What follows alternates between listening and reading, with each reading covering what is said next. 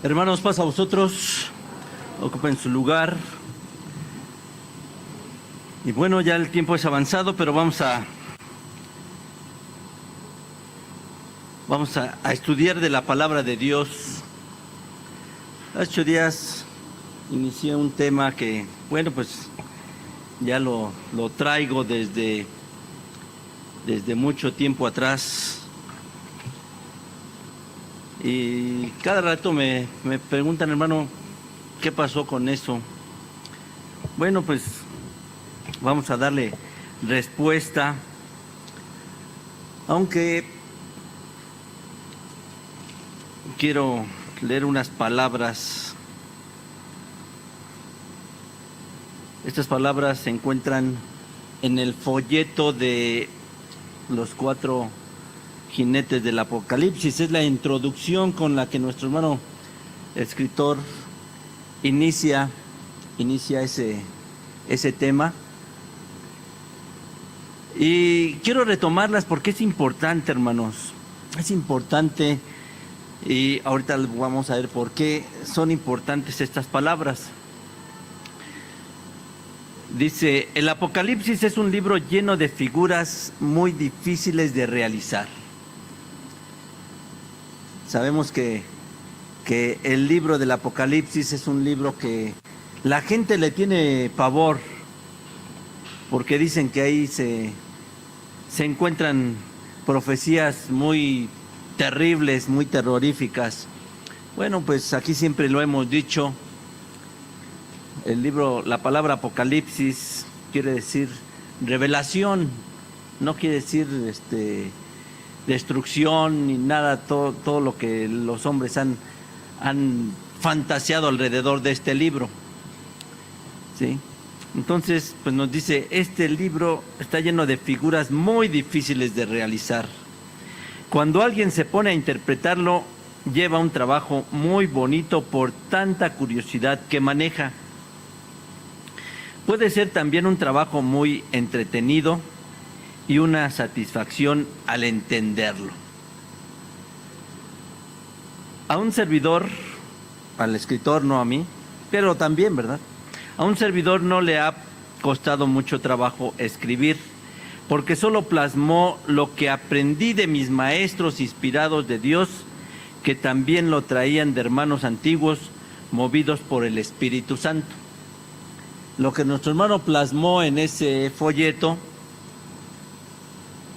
dice aquí, fue algo que él aprendió de sus maestros inspirados de Dios, que también lo aprendieron de hermanos más antiguos, todos ellos movidos por el Espíritu Santo.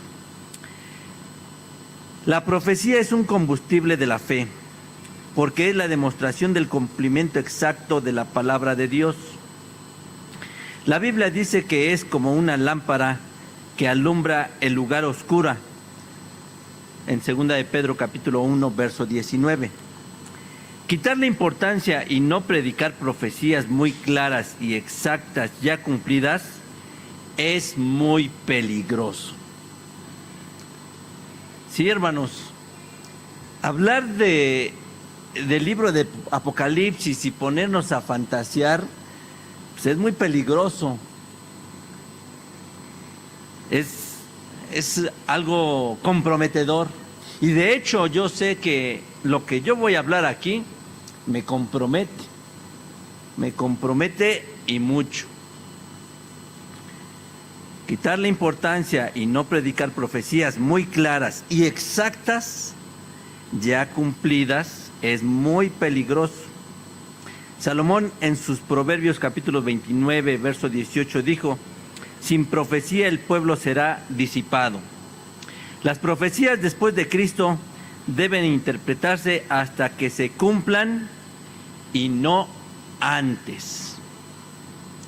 Daniel así lo dijo, hasta el tiempo de su cumplimiento. Lo que nos incita a nuestro hermano escritor es pues hablar del libro del Apocalipsis, que habla de profecías, de figuras, más figuras que profecías. Todavía el Génesis es más profético, pero que pues sean profecías ya cumplidas, profecías que ya podamos nosotros poner y comprobar y decir, aquí está la prueba de que ya se cumplió, como lo ha hecho siempre la Iglesia de Dios. Deben interpretarse hasta que se cumplan y no antes. Daniel así lo dijo, hasta el tiempo de su cumplimiento. Hablar de ellas hasta el tiempo de que se cumplan, porque muchos hombres han hablado del libro del Apocalipsis y muchos, o la gran mayoría, o todos, hermanos, se han equivocado. Así está armada la explicación de esta profecía, pero antes fue necesario hacer comparaciones con otros intérpretes. Si algo, según su parecer, está incorrecto, pues muy sencillo, no crea en esta interpretación, pero que en algo le ayude. ¿Sí? Esas fueron las palabras que dejó escritas nuestro hermano ministro Edmundo Arteaga, que ahí las firma él. Atentamente, Iglesia de Dios Yomesbi, Asociación Religiosa, ministro Edmundo Arteaga Rivadeneira. Yo, hermanos, quiero hacer pues propias estas palabras,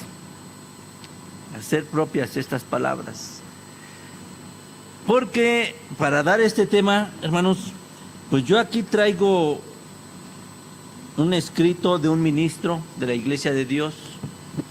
Aquí tengo un escrito hablando de este tema que voy a dar, y aquí tengo otro escrito de otro ministro hablando del mismo tema, ministro de la Iglesia de Dios.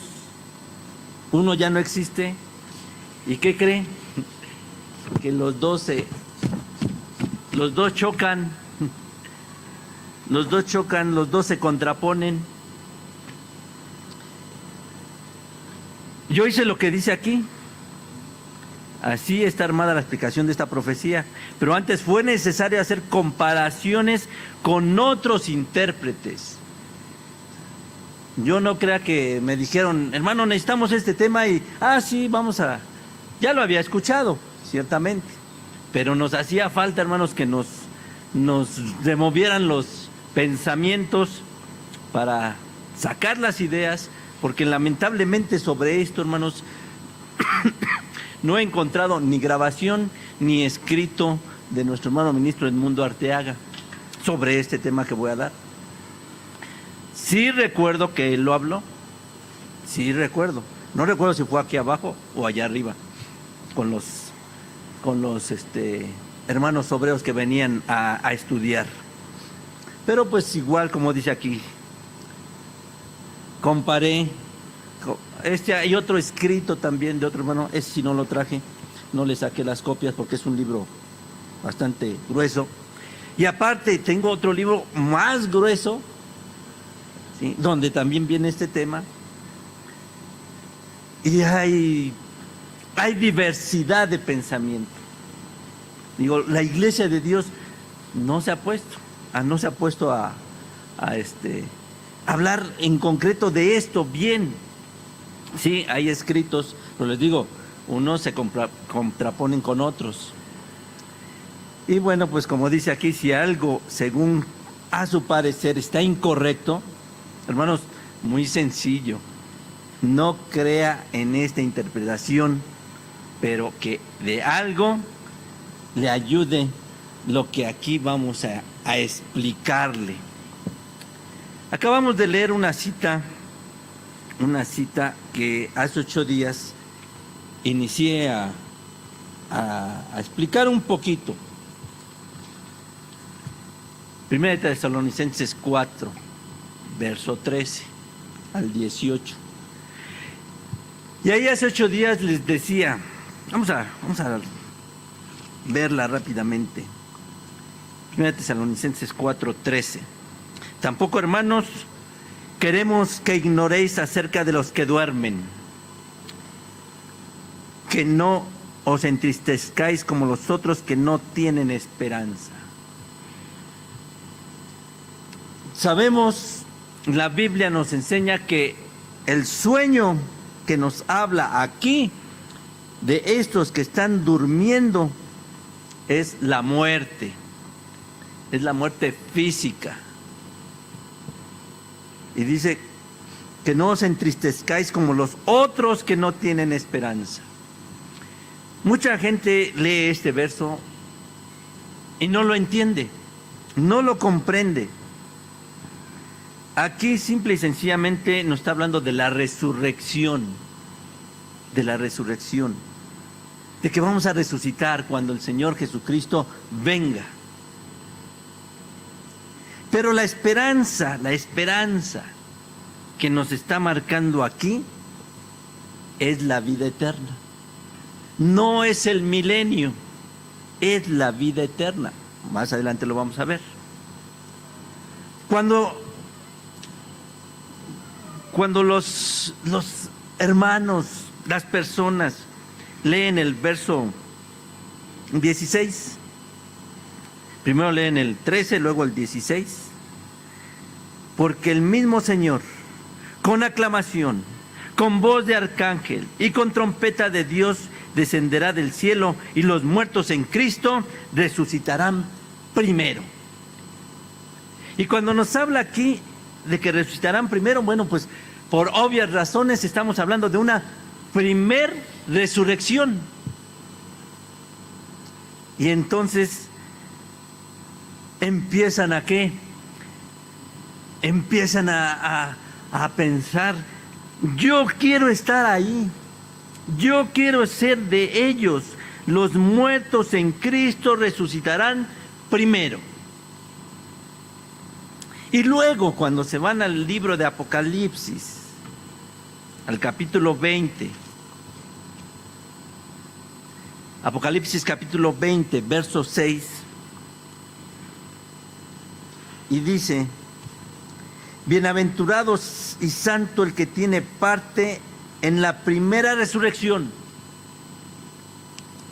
Aquí nos habla también de la primera resurrección, la que está marcando allá Pablo a los tesalonicenses. Bienaventurado y santo, dice, el que tiene parte en la primera resurrección. La segunda muerte no tiene potestad en estos. Antes serán sacerdotes de Dios y de Cristo, y reinarán con él 1000 años. Bueno, cuando leen esas citas que acabamos de leer y llegan al capítulo 20 de Apocalipsis, verso 6, hermanos, si ya venían animados, si ya venían con un gusto de que yo voy a estar en la primera resurrección, yo voy a resucitar en el momento que llegue el Señor Jesucristo, y leen este verso, hermanos, la emoción es todavía más grande, ¿no?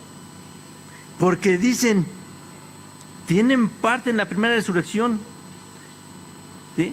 Porque ya no van a morir. La segunda muerte no tiene potestad en estos. Ya no van a morir. Ya no va a haber muerte para ellos.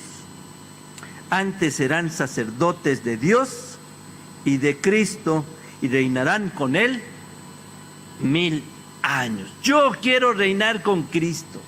Yo quiero reinar con Cristo durante 1000 años. Yo quiero ser sacerdote, sacerdote de Dios, sacerdote de Cristo.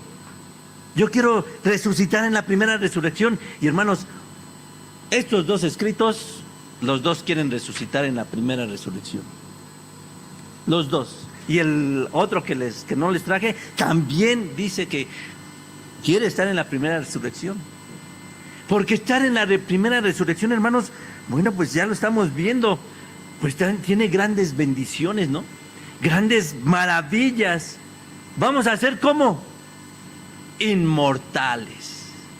Inmortales. Pero cuando llega alguien y les dice, pues fíjate que no va a estar en la primera resurrección. ¿Cómo? ¿Cómo que no voy a estar en la primera resurrección? ¿Por qué no voy a estar en la primera resurrección? Si la Biblia lo dice, y dice bienaventurado y santo el que tiene parte en la primera resurrección, y yo quiero ser bienaventurado y quiero ser santo. Pues fíjate que no. No, estás mal. Estás loco, ¿dónde crees? La iglesia de Dios siempre ha predicado, y sí es cierto. Hermanos, he revisado de documentos de la iglesia de Dios como no tiene usted idea. Predicadores que hoy están sus grabaciones ahí en internet, como no tiene usted idea.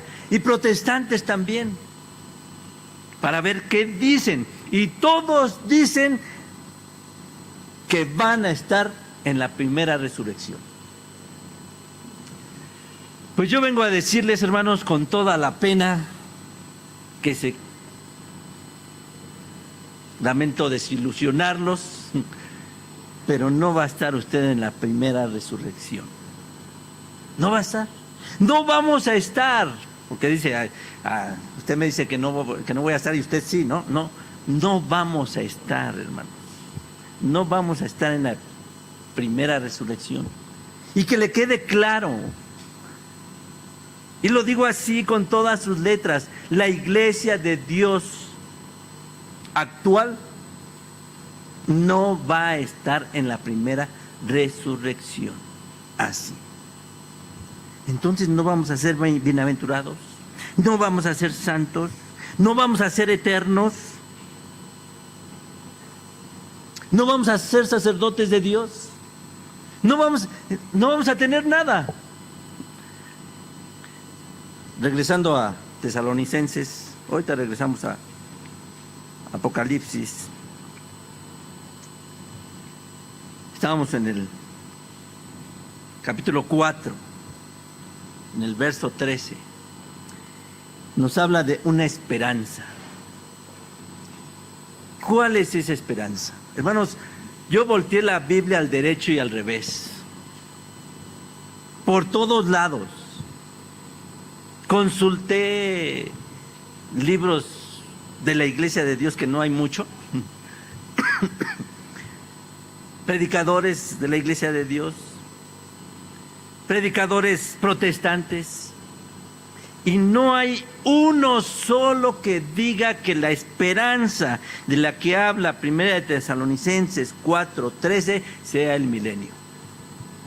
No hay ningún verso de la Biblia. No hay que diga nuestra esperanza es estar en el milenio. No hay. Búsquele por donde quiera. Yo de hecho los saqué y se me olvidó. Por aquí los traigo escritos en una hoja. Los estuve sacando y creo que se me olvidó enumerarlos.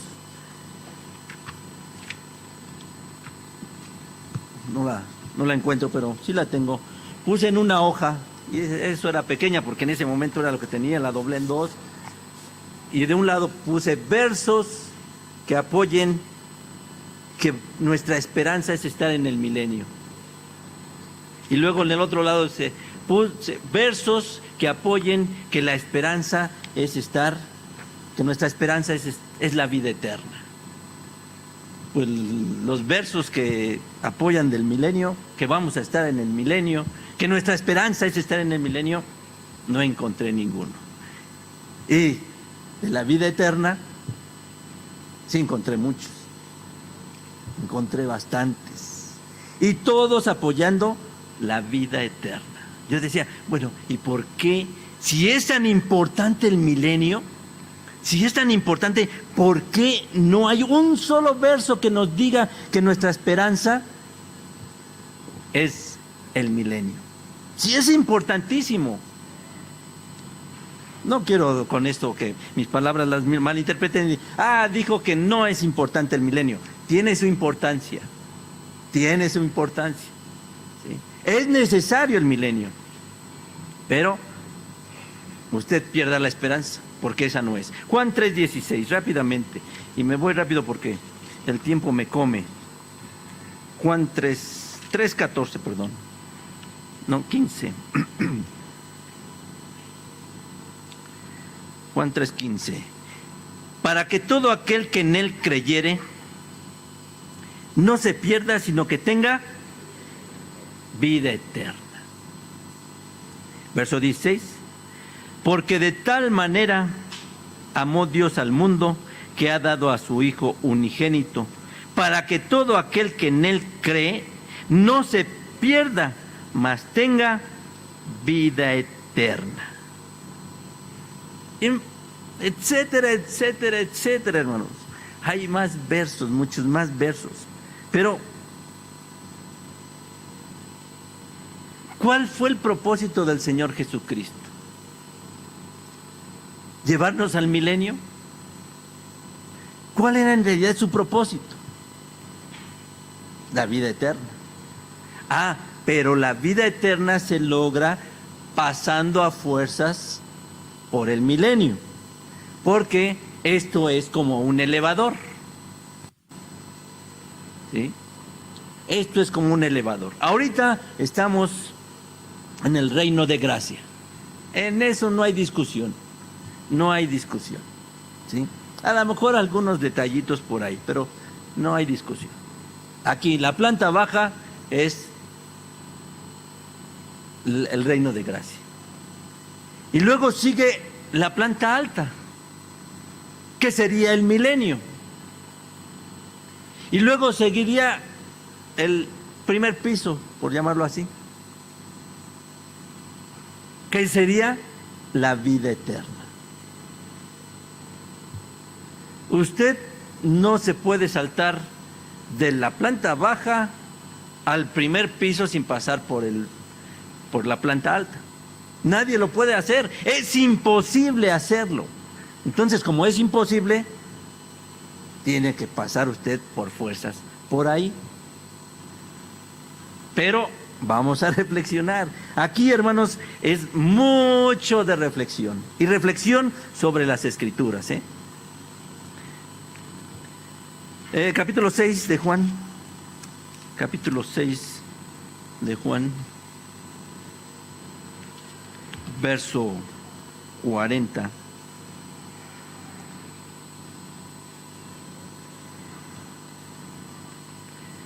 Y esta es la voluntad del que me ha enviado, que todo aquel que ve al Hijo y cree en Él, tenga vida eterna.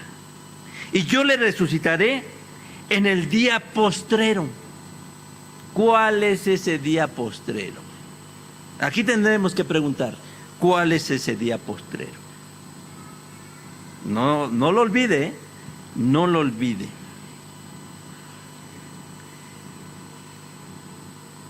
Murmuraban entonces de él los judíos porque había dicho: yo soy el pan que descendió del cielo. Creo que nos vamos a saltar hasta el 47.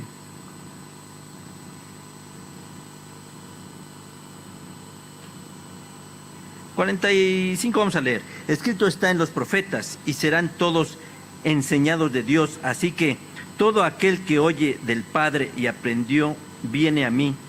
No que alguno haya visto al Padre, sino aquel que vino de Dios, éste ha visto al Padre. De cierto os digo, el que cree en mí, tiene vida eterna. El Señor Jesucristo, si lo importante era pasar por el milenio, ¿por qué no predicó? ¿Por qué no insistió del milenio? Sí habló del milenio, muy superficialmente, ¿no? Pero no habló y no dijo: el que cree en mí va a resucitar y va a estar reinando conmigo 1000 años. No lo dijo, el Señor Jesucristo nunca lo dijo. Bueno, Tito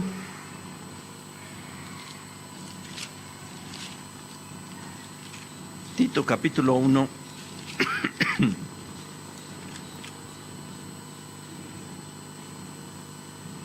Tito capítulo 1, verso 2 dice: para la esperanza de la vida eterna. Para la esperanza del milenio, ¿no? No, para la esperanza de la vida eterna. La esperanza que hablaba Pablo allá en Tesalonicenses, ¿no? Como aquellos que no tienen esperanza. Bueno, pues aquí Tito es clarísimo. Para la esperanza de la vida eterna, la cual Dios, que no puede mentir, prometió antes de los tiempos de los siglos. ¿Desde cuándo está preparada la vida eterna?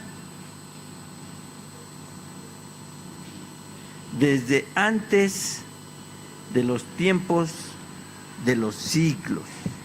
Antes, desde que Dios empezó a hacer el diseño del universo,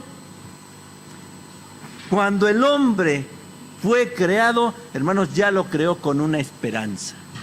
Ya lo creó con una esperanza de que viviera como eternamente. Y se la puso en charola de plata, ¿no? Y no la aprovechó. Entonces echó a andar, ¿qué? Todo un sistema, un plan divino de salvación. Pero el propósito de Dios es que el hombre recuperara eso que perdió. ¿Qué perdió? La vida eterna. Así de que Tito está reforzando esa esperanza de que nos habla Pablo en los Tesalonicenses, para la esperanza de la vida eterna. Capítulo 3, verso 7. Para que, justificados por su gracia, seamos hechos herederos según la esperanza de la vida eterna. Hermanos, aquí, ahorita, en este reino de gracia, nos vamos a hacer, ¿cómo? Vamos a hacer los méritos para poder heredar la vida eterna. Y como esto, hermanos, podemos seguir viendo más versos en la Biblia. Digo, al menos yo encontré como 20. Y que todos ellos nos hablan de que nuestra esperanza es la vida eterna. E insiste de la vida eterna y la vida eterna. No los voy a leer aquí ahorita todos porque no terminaría, de por sí no voy a terminar. Entonces, yo lo que preguntaba, ¿por qué si lo importante es estar en el milenio, antes de la vida eterna, ¿por qué nunca o ninguno nos habla de que debemos de estar en el milenio? Sí, se habla del milenio, de cómo van a ser las cosas. Y se hablan cosas hermosas, bonitas. Por eso todos queremos estar en el milenio. Pero hermanos, el milenio es el preámbulo para la vida eterna. Pero como es el preámbulo, tenemos que estar en el milenio para poder estar en la vida eterna. ¿Sí? Digo, es el preámbulo porque es la preparación para la vida eterna. ¿Usted dónde se está preparando? ¿Ahorita en este reino de gracia o se va a preparar en el milenio para llegar a la vida eterna? No, pues usted dice en el milenio. Pero si ya le dije que no va a estar, ¿cómo se va a preparar? Hermanos, aquí ahorita es cuando usted tiene que hacer los méritos para llegar ¿a dónde? A la vida eterna. Sí, pero es que en el milenio vamos a ser reyes y sacerdotes. Vamos a gobernar con el Señor Jesucristo, porque así dice Apocalipsis. Pues sí, así dice Apocalipsis. Bueno, ¿cuándo vamos a resucitar? ¿En qué momento? Mateo, capítulo 25. Prácticamente, hermanos, bueno, Tesalonicenses nos habla de la esperanza primeramente, el verso 13. Y adelante, el verso 16, ya nos habla de la primera resurrección. Y si hablamos de una primera resurrección, por por consiguiente, hablamos de una segunda o quizás tercera, porque este escrito no lo dice, pero me da a entender que va a haber una tercera y quizá cuarta y quinta resurrección. No lo dice, ¿eh? Él nada más habla de 2 resurrecciones, pero cuando usted lo lee, aquí dice, aquí no nada más hay 2 resurrecciones, aquí hay una tercera, y puede ser que hasta cuarta y quinta. ¿Sí? Y este pues, nada más habla de 2, pero también se mete como que, se quiere meter como el otro a tratar de explicar cosas que uno dice, bueno, entonces ya estamos hablando de otra resurrección más. ¿Sí? Bueno, Mateo capítulo 25, verso 31, dice: y cuando el Hijo del Hombre venga en su gloria, y todos los santos ángeles con él, entonces se sentará sobre el trono de su gloria, y serán reunidas delante de él todas las gentes, y los apartará los unos de los otros, como aparta el pastor las ovejas de los cabritos. Y pondrá las ovejas a su lado, a su derecha, y los cabritos a la izquierda. Entonces el rey dirá a los que estarán a su derecha: venid, benditos de mi Padre, heredad el reino que preparado para vosotros desde la fundación del mundo. ¿Para qué los está separando? Pues para el reino. ¿Cuál reino? No es el reino milenial, es el reino eternal. Pero, ¿en qué momento va a hacer esto el Señor Jesucristo? ¿En qué momento? Dice que cuando Él venga, y cuando el Hijo del Hombre venga en su gloria. ¿Cuándo va a ser eso? Su segunda venida, ¿sí? La segunda venida del Señor Jesucristo. Y todos los santos ángeles con Él. Va a venir, eso creo, hace 8 días hablaron un poquito de eso en la tarde, ¿no? Entonces se sentarán sobre el trono de su gloria. ¿Quién? El Hijo, el Señor Jesucristo, con todo su séquito de ángeles. Hermanos, ¿cuántos ángeles lo acompañarán? ¿Cuántos ángeles acompañarán al Señor Jesucristo? Si tan solo para entregar los 10 mandamientos, ¿cuántos ángeles lo acompañaron? ¿Cuántos? Dígalo sin miedo. 10,000. 10,000 ángeles lo acompañaron. ¿Aquí cuántos lo acompañarán? Ahora, si Él tiene 10,000 ángeles, ¿nos va a necesitar a nosotros, hermanos, para gobernar a la gente? Y eso, en realidad, es corto, ¿eh? Me quedo corto. 10,000 ángeles. Aquí, y cuando el Hijo del Hombre venga en su gloria y todos los santos ángeles con Él, entonces se sentará sobre el trono de su gloria. Y serán reunidas delante de Él toda la gente, y los apartará los unos de los otros, como aparta el pastor las ovejas de los cabritos. Y pondrá las ovejas a su derecha y los cabritos a la izquierda. ¿En qué momento va a ser esto? En su segunda venida de Cristo. ¿En qué instante? Cuando Él llegue, en el precisísimo instante, cuando Él llegue, porque hay una cosa, hermanos, hay una cosa que tenemos que ver. Todo lo engloban en la llegada del Señor y en el final del milenio. Y en el año 100, y en el 200, y en el 300, y en el 500, y en el 600, y en el 700. ¿Qué va a pasar? Este trata de dar una idea, aunque equivocada. Trata de dar una idea. ¿Sí? Dice que en todo el milenio va a haber juicio. Durante todo el milenio. Podría ser, ¿no? Pero, hermanos, hacer todas estas cosas es fantasear. Es fantasear. Porque, ya lo leí hace rato, hablar de todo esto, hermanos, es comprometerse. Tenemos que hablar conforme a las Escrituras. Entonces aquí tendríamos que preguntar, ¿cuándo? ¿Cuándo va a suceder esto? Juan capítulo 5.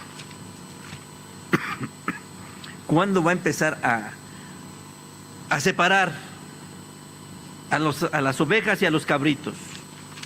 Juan capítulo 5, verso 10.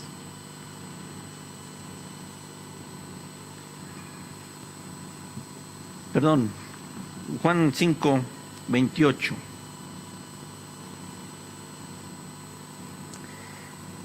No os maravilléis de esto, porque vendrá hora cuando todos los que están en los sepulcros oirán su voz. Y los que hicieron bien saldrán a resurrección de vida, mas los que hicieron mal a resurrección de condenación. Y cuando leemos esto, hermanos, y cuando ya estamos familiarizados con Tesalonicenses, con 1 Tesalonicenses 4,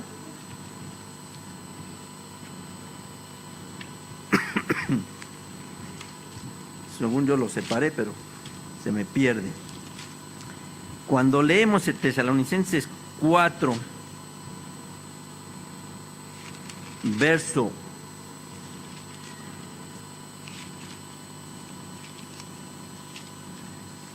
16, fíjese cómo decía Juan: no os maravilléis de esto, porque vendrá hora cuando todos los que están en los sepulcros oirán su voz.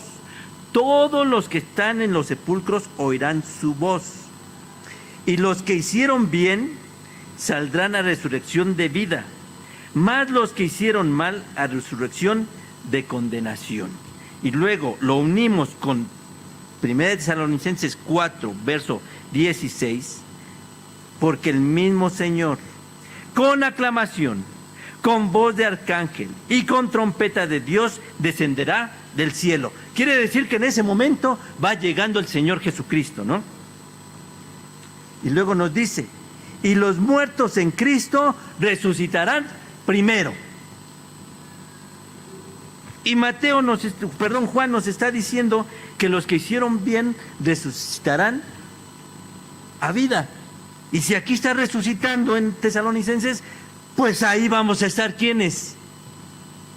Todos, porque hicimos bien. Dígame, ¿quién en este mundo se tacha de malo? Todos somos buenos, ¿no? Había un hombre que había matado infinidad de personas. Y cuando lo apresaron, él dijo, es que yo no hice nada malo. Yo no soy malo, decía él. Yo no hice nada malo. Él se sentía bueno y se decía bueno y había matado a quién sabe cuántas personas, ¿no? Entonces ahí vamos a estar. Y los muertos en Cristo resucitarán primero. Estos que menciona Juan, ¿sí?, los que está mencionando, y los que hicieron bien saldrán a resurrección de vida. ¿Estos son los muertos en Cristo? ¿Estos serán los muertos en Cristo? Porque hicieron bien, ¿sí? Pero le digo, toda la gente allá afuera es buena. Todos se dicen buenos. Yo no hago nada malo. Yo no me meto con mis vecinos. Es más, los ayudo. Yo le doy ayuda a la gente pobre. Cuando veo a alguien hambriento le doy de comer pero eres, ¿qué? Tienes tus ídolos, eres idólatra, ¿no? Comes carne de puerco, haces cosas que la Biblia te dice que no lo hagas. Aquí nada más nos dice que los buenos, ¿no? Que los buenos Y acá nos dice los muertos en Cristo. Y el verso 13 nos decía, los que duermen, los que durmieron en Jesús, los que duermen en el Señor, los que durmieron en Jesús. ¿Hay alguna diferencia? ¿Hay alguna diferencia, hermanos? Pues no. Así a simple vista no hay diferencia. Por eso es que todos decimos, yo voy a estar en la primera resurrección, porque, oiga, pues aquí el Señor Jesucristo lo está diciendo en el Evangelio de Juan, y yo he sido bueno. ¿Y cuándo voy a resucitar? Como lo dice Pablo a los tesalonicenses, cuando el Señor Jesucristo llegue, porque ahí dice, los muertos en Cristo resucitarán primero. Así de simple, así de fácil, así de sencillo. Y por eso todos nos sentimos ya en la primera resurrección. Pero a ver, reflexionemos. ¿Así de fácil son las cosas? Así nada más es de que decir, ya llegué y levántense y ya. Vamos a ver, 2 Corintios. ¿Cuál es el requisito para la vida eterna? 2 Corintios capítulo 5.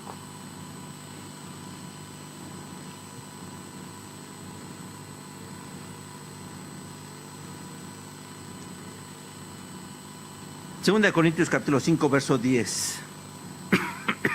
Porque es menester que todos nosotros parezcamos ante el tribunal de Cristo, para que cada uno reciba según lo que hubiere hecho por medio del cuerpo, ora sea bueno o malo. A ver, entonces vámonos con calma. Porque allá me la pusieron bien fácil, ya nada más es que llega el Señor Jesucristo y voy a resucitar, ¿no? Porque yo fui bueno. Pero ¿qué me dice aquí Pablo? Por favor, Pablo, explícame. Es menester que todos nosotros parezcamos ante el tribunal de Cristo. ¿Para qué es un tribunal? Dígame usted. Para juzgar, ¿no? Para juzgar, para hacer un juicio. Y cuando hay un juicio, bueno, hay la presunción de inocencia según nuestras leyes. Todos somos inocentes mientras no se demuestre lo contrario, ¿no? En el momento que a usted lo detienen acusado de algún delito, no le dicen usted es un delincuente, y cuidado donde las leyes lo tachen como delincuente, porque eso va a provocar que salga usted libre, ¿no? Es presunto ladrón, presunto homicida, presunto feminicida, presunto violador, no lo pueden dar por hecho, porque entonces, si dicen, usted lo acusa inmediatamente de que es ladrón, homicida, violador, inmediatamente queda libre porque se violaron sus derechos humanos, ¿no? Ahora, bueno, hay un juicio, y en ese juicio tienen que poner pruebas a favor y pruebas en contra. ¿Para qué? Para que lo declaren culpable o inocente. Porque es menester que todos nosotros parezcamos ante el tribunal de Cristo. ¿En qué momento va a ser este juicio? ¿En qué momento? ¿En qué instante? ¿O en qué momento fue? ¿No? ¿En qué momento fue? Porque si Tesalonicenses nos está diciendo, los muertos en Cristo resucitarán primero, al momento de que el Señor Jesucristo esté llegando a la tierra y usted está muerto, usted va a resucitar, usted va a levantarse de los muertos. Quiere decir que ¿qué? Que ya lo encontraron inocente, ¿no? Ya lo encontraron inocente, porque si usted se va a levantar, si usted fue bueno, entonces se va a levantar. Pero si fue malo, ¿qué va a pasar? No se va a levantar. No se va a levantar. Y hoy existe un estira y afloja, ¿no? Un estira y afloja. ¿Vamos a estar en la primera resurrección o en la segunda? ¿Dónde vamos a estar? Y predicadores de la iglesia de Dios, hermanos. Ahí están los videos en internet. Y los voy a empezar a bajar porque de repente se me pierden. Los buscaba porque decía, tengo que darles el minuto, el segundo exacto a mis hermanos para que lo vean. Que dicen, vamos a resucitar cuando el Señor Jesucristo venga. A su llegada vamos a resucitar. Pero vamos a ser ¿qué? Juzgados al final del milenio. Dígame usted, ¿es congruente esto? Primero me declaran inocente y después me van a juzgar. Eso no puede ser. Para que me declaren inocente, para que me den ya una sentencia, primero tiene que haber un juicio. No primero el juez va a decir, bueno, usted, ¿sabe qué? Váyase a su casa y usted es inocente. Regrese en 5 años porque lo vamos a juzgar. ¿Verdad? Ya lo dijo Pablo. Es menester que todos nosotros parezcamos ante el tribunal de Cristo. ¿Todos o unos cuantos? Todos. Todos. Entonces, ¿qué pasa aquí en 1 Tesalonicenses 4:16? Y ya se me acabó mi tiempo, hermanos. Lo dejamos para otra ocasión, ¿no? De todas maneras, pues ahorita váyanse con la idea de que no van a estar ustedes en la primera resurrección. ¿Sí? Sí, hermanos, porque esa es la incongruencia que cometen estos. Es la incongruencia. Y estos nada más son unos. A ver, si todos vamos a perecer, todos tenemos que presentarnos en el tribunal del Señor, ¿para qué nos vamos a presentar? ¿Como testigos? No, vamos a presentar como ¿qué? Como juzgados, no como juzgadores, como juzgados. ¿En qué momento? ¿En qué instante? Porque aquí ya dice que, verso 16, 1 Tesalonicenses 4:16, porque el mismo Señor, con aclamación, con voz de arcángel y con trompeta de Dios, descenderá del cielo, y los muertos en Cristo resucitarán primero. Estos ya fueron juzgados, ¿sí o no? ¿Qué dice usted? No. Porque van a resucitar. Van a resucitar. ¿Y quiénes van a resucitar? Los buenos, ¿no? Los buenos son los que van a resucitar. Aquí está diciendo, y los muertos en Cristo resucitarán primero. ¿Cuáles son los muertos en Cristo?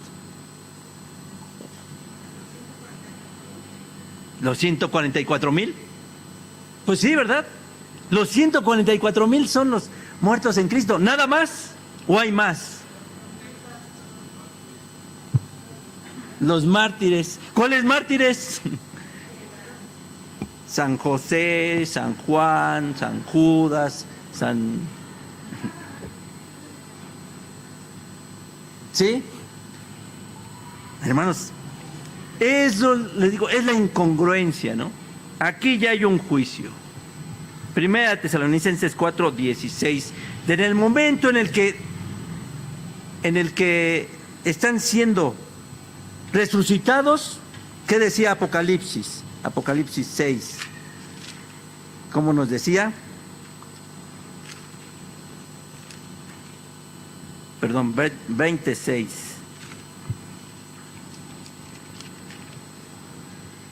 Bienaventurado es santo el que tiene parte en la primera resurrección. La segunda muerte no tiene potestad en esto. Antes serán sacerdotes de Dios y de Cristo y reinarán con él 1000 años. Ya fueron juzgados. ¿En qué momento fueron juzgados? ¿Cómo fueron juzgados? Para tener parte en la primera resurrección. ¿Sí? Les decía hace 8 días, una hermana a nosotros en internet, así con todo nos cuestionó. Nos cuestionó, hermanos. Y ahí tuvimos que quedar como ignorantes, así. Tuvimos que quedar como ignorantes porque no le contestamos. Y no le contestamos no porque no lo supiéramos, sino porque en ese momento las cosas eran un poquito tensas. Y dijimos, prudencia, prudencia. Y le dije a la hermana, hermano, por favor, se lo vamos a contestar. Denos tiempo. No nos dé tiempo para estudiar, no le dije que nos diera tiempo para estudiar, tiempo para tratar de, pues, acomodar un poquito las cosas. ¿Sí? Pero ella nos dijo clara y tajantemente.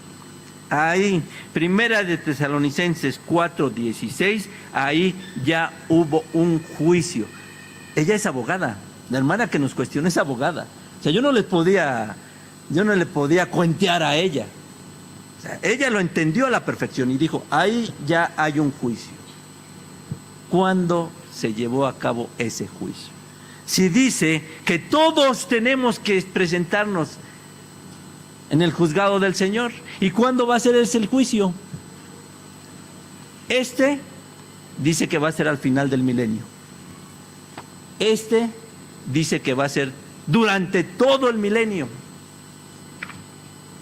¿A quién le hacemos caso? ¿No? ¿A quién le hacemos caso? Y los dos son predicadores de la Iglesia de Dios. Uno ya murió.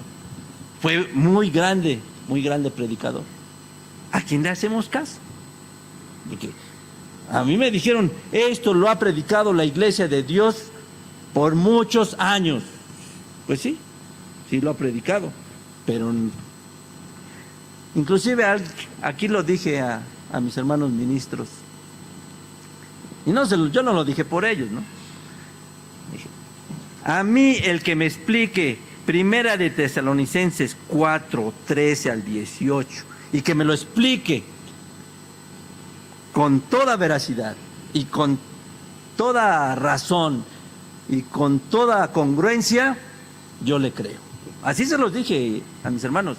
Y por ahí luego ahí está grabado, hay un comentario que dijeron, fíjense, los ministros allá en Metropolitana, los ministros pidiendo que les explicaran Primera de Tesalonicenses 4. Cuando yo escuché eso, les dije, no fueron los ministros, fui yo. Y no porque no lo supiera, sino que simple y sencillamente yo pensaba igual que aquella hermana que nos cuestionó en internet. Aquí hay un juicio. Díganme, ¿en qué momento se llevó a cabo ese juicio y cómo? ¿Sí? Porque si ya se llevó a cabo un juicio, hermanos, y resucitaron estos, ¿sí? Si resucitaron estos, quiere decir que todos los que no resucitaron, ¿cómo fueron encontrados? Pues culpables, todos los que no resucitaron. Aquí dice que nada más los muertos en Cristo resucitarán primero. Entonces, todos los que no resucitaron, ¿cómo fueron encontrados? Culpables sin estar en el juicio, ¿no? Sin haber estado en el juicio, sin haber estado presentes. Y hermano, eso es una violación a los derechos humanos, ¿eh? A mí no me pueden enjuiciar si no estoy presente.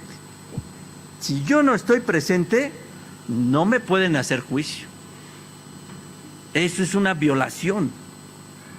Y el Señor Jesucristo, nuestro Dios, está violando todas esas cosas. Porque son principios, hermanos. Esos son principios. Entonces, ¿cuándo fue? A ver, hermana, ella nos va a decir cuándo fue. Pues no sé si puedas. Si nos vas a decir cuándo fue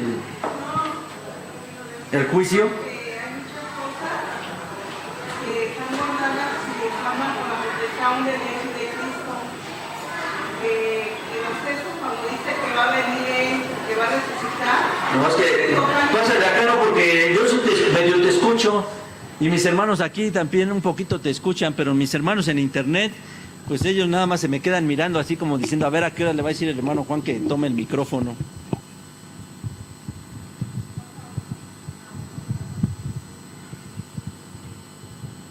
Pasa voz en mis hermanos, a los que me están viendo, que me conocen. Mucho gusto, me da estar aquí, y estaba escuchando lo que dice el hermano Juan, y yo le decía allá atrás que yo creo que muchas cosas Cristo Jesús las tiene bajo su potestad y Dios. O sea, yo pienso que sí hay una primera resurrección, como dice él, que va a venir el ángel y que va a tocar y que se van a resucitar. Y pienso que después, que ya todos hemos levantado, o los que se levanten, va a haber ese tiempo de juicio, porque yo considero que así es también en un juicio, ¿no? No puede haber un juicio si no hay primero un problema, una demanda, pues hay muchos problemas. Entonces, para que haya un juicio, debe de haber algo, un crimen. Y entonces yo creo que así nosotros, bueno, un delito, yo creo que así es ahorita esto, ¿no? Que hay muchas cosas, bueno, en Apocalipsis también dice que muchos libros se abrirán en aquel entonces. Entonces también yo creo que solamente nos da la Biblia como unos cuantos textos, y a lo mejor no nos dice todo, no nos está diciendo todo exactamente, ¿no? Pero sí va a haber un juicio, y yo pienso que es después de la resurrección, que ya vamos a estar ahí, porque para que haya un juicio nos tienen que culpar, ¿no? Nos tienen que decir es que ellos hicieron esto, o no obedecieron, o mira, hay muchos mandamientos que ni cumplieron, y por eso Cristo es nuestro abogado. Entonces yo por eso digo, es que debe de haber una resurrección, porque ¿a quién se le va a juzgar? Pues a los seres humanos se nos va a juzgar, ¿no? Pero debe haber alguien que nos diga que nosotros no cumplimos o no hicimos las cosas que teníamos que hacer, porque para un juicio debe de haber, les digo, alguien que esté demandándole a la otra persona, pues, una situación por el cual llegó uno a un juicio, ¿no? Entonces yo así es lo que yo creo, y que, pues, así como que decir que la Biblia tiene toda la respuesta, o sea, yo creo que cosas que Dios las tiene todavía como que nos dio nada más, ahí se los dejo, ¿no? Pero yo siento que sí vamos a ser enjuiciados. ¿Por qué? ¿Quién nos va a decir, ya van a pasar ustedes, como dicen, van a entrar a la vida eterna? Órale, ya no. Se nos ha dicho mucho y se nos ha enseñado que para que nosotros alcancemos la vida eterna debemos de cumplir con mandamientos, con los preceptos de Dios, que Él nos quiere conducir, que la salvación es gratuita, pero que cuesta. Entonces, por eso estamos nosotros aquí. Tenemos ahorita la gracia de que corrijamos nuestra vida, de que vayamos mejorando.